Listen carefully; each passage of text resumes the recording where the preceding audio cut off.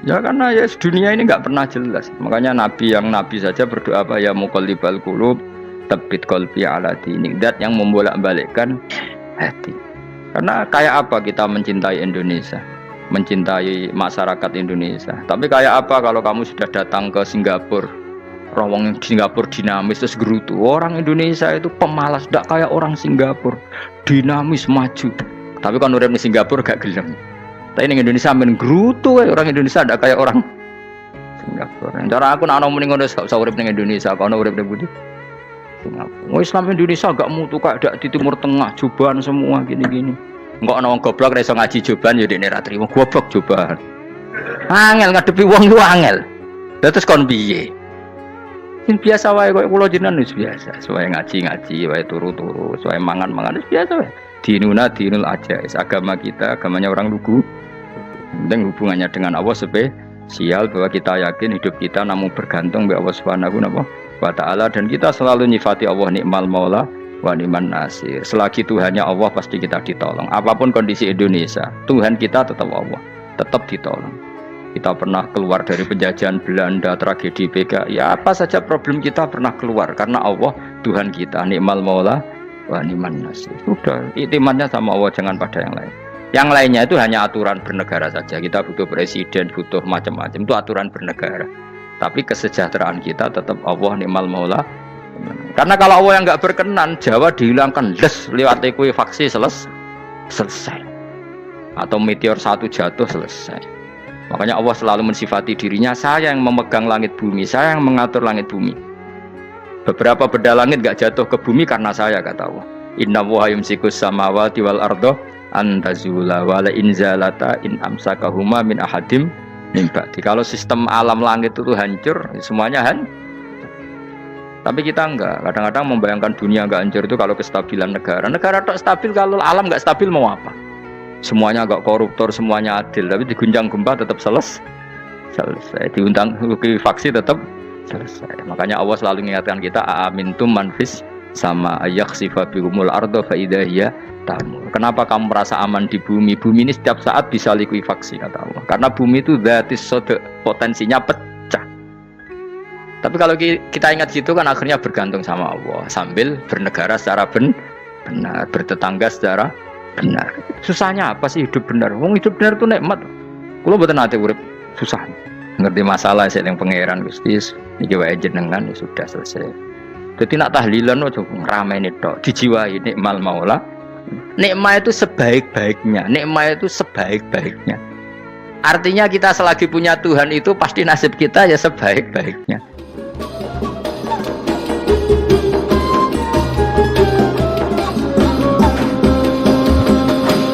Pokoknya sing ora apal Quran lah, ibu-ibu apal. Yo syaratnya yo. Terus sing ora apal ibu-ibu apal kudu apal ayat iki. Paling gak yo apal maknane. Ya tak wacana sitok-sitok. Summa aurasna, manan kemudian saya kasihkan karena nak dimaknani waris itu kan kesane sing ngekeki mati. Adalah Allah ora mungkin mati. Mulane Imam Suyuti urun atoina, manane aurasna iku atoina paring. Kok nak dimaknani waris kesane kan yang memberi mati, padahal pangeran ra bakal mati. Ono Imam Suyuti. Cara aku niku wong Isra kabeh no maksudnya ora ngono. Mulane aurasna mek dekne diganti apa? Atoina. Ya agak ulama dadi ra roh karepe. Nak kula roh karepe aurasna iku kan waris. Waris kesane kan mati. Terus dekne urun atoina. Terus Alkitab itu kitab apa saja, Injil ya kitab, ya kan Alkitab. Lah kuwatir diarani Injil, dekne maksud itu urun Al-Qur'an. Wis bener to iki? Paham ya? Gue tak warai dadi wong alim ya. Wes bener. Ya salim berarti. Soleh boyong cara santri soleh boyong. Soleh. Nah, ayat ini menurut saya bukti bahwa kita pasti benar ya. Terus kita ini kelompok ahli sunnah napa? Wal jamaah itu pasti benar. Meskipun secara personal kita salah, tapi mazhab kita pasti benar. Ya apa ayat ini? Kan jelas ayatnya. Kemudian kitab ini, Al-Quran ini tak kasihkan orang-orang yang kami pilih. Orang dipilih Allah itu kan kelas super, ya kan? Allah yang milih loh, bukan sekedar lembaga negara. Allah yang milih itu kan berarti super. Tapi kemudian orang super itu uniknya Allah bilang faminhum dzalimul linafs. Orang yang saya pilih itu kemudian ada yang kelakuannya itu kurang ajar, zalim. Sekarang pertanyaannya, Orang yang dolim itu bagian dari yang dipilih apa keluar dari yang dipilih? Keluar bagian apa keluar? Bagian. Makanya cara ahli sunnah wong fasik ora keluar dari Islam. Mergo minhum rujuke je alladinas taufaina. Paham ya mulane ora usah terprovokasi wong-wong. Wong nek zina ora Islam dosa gede, ora Islam nyekel patok kuburan, ora Islam dikeris, ora Islam. Iku keliru. Wong Allah dhewe dawuh kemudian Quran ini tak kasihkan sama orang-orang yang kami pilih. Lah yang kami pilih itu ada yang berstatus dolim. Artinya yang dolim pun masih berkategori yang kami pilih. Artinya minimal tidak keluar dari nopo Islam. Itu kan normal. Misalnya saya sebagai pelatih milih 11 pemain. Ya tentu setelah di lapangan ono sing dolim kan. Mau ngamun tok. Mau kerobok tok. Tapi tetap dia pilihan kan.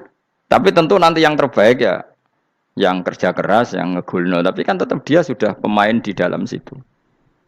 Jadi jelas ya. Makanya ya saya ulang lagi ya, tak latihan. Misalnya ja'an nasu, misalnya manusia itu datang faminhum zaidun, waminhum amrun, waminhum bakrun. Artinya ketika kata manusia itu pasti memasukkan zaid, amr, bakar. Orang-orang yang dipilih Allah itu ya siapa saja, yang penting kategorinya dipilih. Meskipun setelah dipilih Allah itu ada yang berstatus dolim. Nah kenapa tetap dipilih Allah? Ya karena dia punya status. Tak warai ya dadi wong alim. Anggap ae Lailatul Qadar ora usah darani ganjil. Sing darani ganjil ya sapa? Aneh-aneh. Lailatul Qadar ya mulai tanggal 1 Ramadan. Malah ulama darani mulai ruwah. Iso wis ke ruwah wingi. Wis bar. Kula sering tok Lailatul Qadar ya kadang mulut, kadang Dzulhijjah. Kula kan jenisnya on time.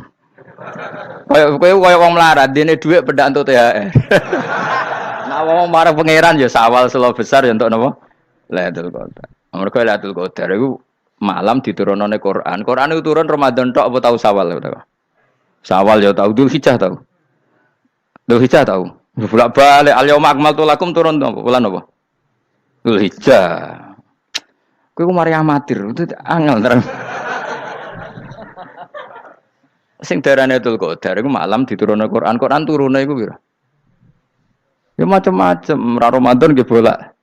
Lah tapi ono kelas-kelas premium, ono kelas umum, sing kelas umum wis pokoke Ramadan. Sing ganjil dipilih salah sitok. Dadi iku pembatasan apa? Nah, Quran dhewe turun coba surat paling terkenal, ayat paling terkenal al-yauma akmaltu lakum turun tanggal pira? Tanggal 9 Arafah Dzulhijjah haji wada. Padahal ta'rif Lailatul Qadar apa unzila fihil Quran. Ya tapi ilmu ini mari debat biasa. Umumnya wong ora takoki wong Gus nuzul Quran tanggal pira 17. Lailatul Qadar tanggal 21. Ya jare nuzulul Quran yo pas Lailatul Qadar. Wong-wong nak muni bingung nang wong. Nah aku sira bingung. Lho kowe ora tau mikir jajal. Nuzulul Quran sing resmi ning kitab-kitab tanggal pira? 17. Lailatul Qadar tanggal. Padahal Lailatul Qadar disifati apa? Malam turune. Roh, nek ora tau bingung ngono. Wah, kadang ngirim wong goblok, wong kok ayeme ngono. Ora tau mikir. Aku gumun goblok-goblok. Dadi ana ilmu paradok barang ya tenang, ya santai. Padahal ya tak bedheki ya nuzul Quran tanggal piro sing resmi cara kitab-kitab. 17 Ramadan. Lailatul Qadar sing resmi 21 nganti 29. Terus Lailatul Qadar iku wulan apa? Wulan diturunkannya Al-Qur'an. Berarti tanggal piro? Bocah dijak pinter ya kan inna anzalnahu fi lailatul qadar. Saya tak kok. Nuzul Quran tanggal piro? 17. Lailatul Qadar. Seliko. Terus Lailatul Qadar ke malam diturunkannya Al-Qur'an turun tanggal 17. Berarti Lailatul Qadar tanggal ada dik. Ora tau kalau yo gumen mek wong-wong. Yo kok penak weh. Mulai dadi wong alim loro, Kang ora usah mari eskal. Ngaduk ditung bodho penak. Pokoke nuzul kan piro Kang 17. Lailatul Qadar selikur. Lho jare Lailatul Qadar pulang tujune Quran kok beda tanggale. Kan gak tau ge mikir. Alhamdulillah. Tapi Ron, Lailatul Qadar tanggal piro? Saya kis pinter. Saya kira bos. Itulah berarti sekeliwat. Jadi ilmu itu kabeh bingung no kan. Ya biasa bingung. Mulane yang bodoh barokah. Barokah.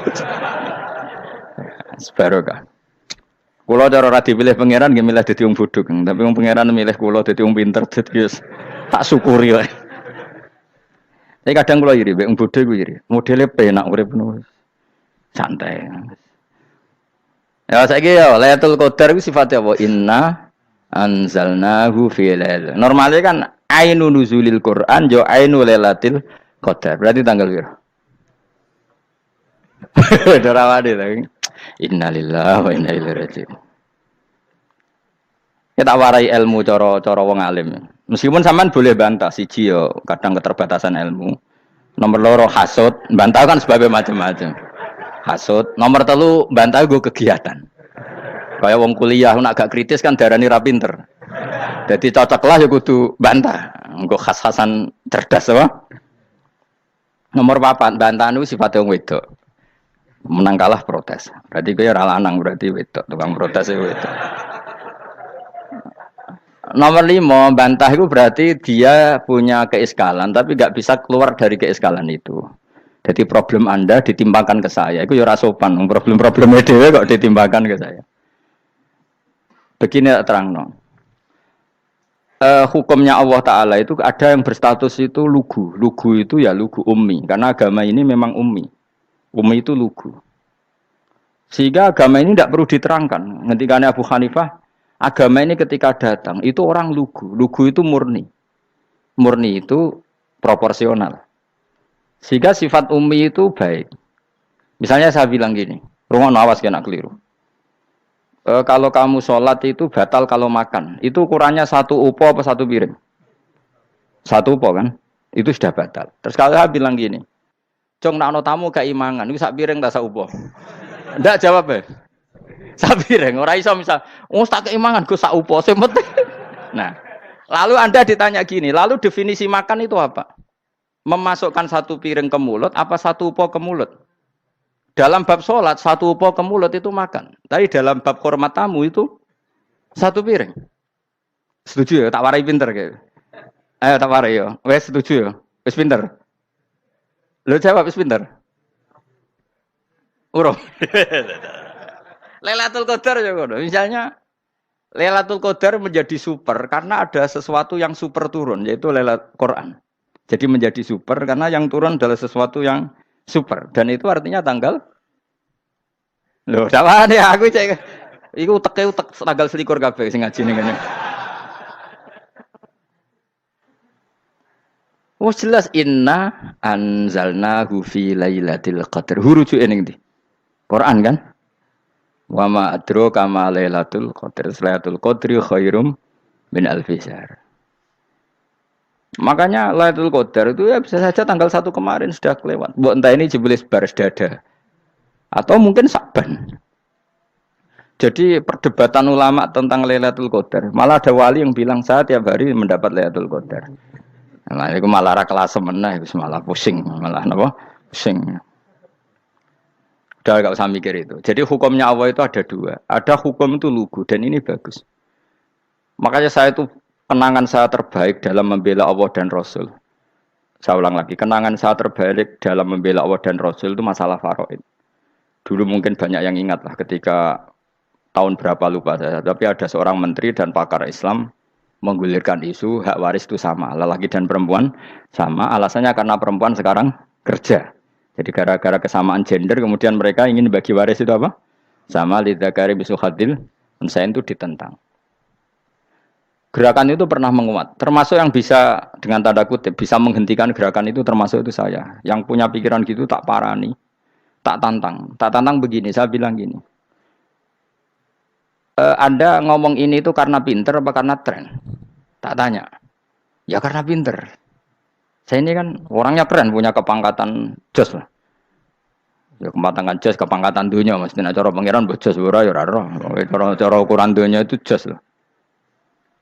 Tak tanya, Saya itu Pak Ba, termasuk yang setuju gerakan kesamaan gender. Dulu kan lelaki perempuan itu beda sekali karena lelaki kerja perempuan tidak. Sekarang sama-sama kerja maka warisnya harus sama. Terus saya tanya gini, lalu penyebab warisan itu kerja apa lelaki? Dia jawab kerja. Dia nggak ngerti kalau ngadepin saya. Saya ini kan orang alim yang biasa belajar mantek. Dia ini roh nak aku ngalim. Sembrono ya jadi ini. Ketika tak tanya gini, lalu misalnya saya punya anak, yang anak saya putri itu direktur BUMN atau direktur bank atau direktur PT besar. Kemudian anak lelaki saya idiot, goblok. Warisannya dikasihkan siapa? Kalau kerja adalah alasan dapat warisan, berarti anak saya perempuan itu yang dapat warisan dong. Anak saya lelaki kan idiot, nggak kerja. Lalu warisan itu berdasar prestasi apa empati? Kalau berdasar prestasi, malah Anda ini aneh. Sudah kerja direktur BUMN hanya karena dia kerja, dia dapat warisan karena Anda bilang asbabul irsi adalah kerja. Kalau saya bilang karena empati, saya juga gak fair. Yang kerja juga butuh modal gak saya warisi, tapi yang idiot tak warisi karena warisan berdasar empati. Lalu Anda milih mana? Bingung deh. Sampai dia ikrar, saya belum pernah mendapat perlawanan seperti ini karena Anda ngomong sama orang-orang goblok kata saya. Terus saya bilang, saya ini ngaji Wahab khatam berkali-kali. Anda mungkin baca kitab Wahab itu hanya terjemah. Maka menurut Islam yang menjadi hak waris itu sebabnya zukurah wal unasah, kelelakian menjadi dapat 2 bagian, keperempuanan menjadi 1 bagian, dan itu Islam tidak mau urusan dengan prestasi maupun empati. Mujarrodul zukurah dan mujarrodul unusah. Sehingga dengan seperti ini tuh Islam nggak ribet. Coba kalau kamu pakai ilatul hukmi, pakai cara berpikir logika, malah ruwet. Karena tadi, kalau kesamaan gender itu karena perempuan kerja, lalu misalnya yang lelaki idiot misalnya atau pengangguran, warisan kamu kasihkan siapa? Kalau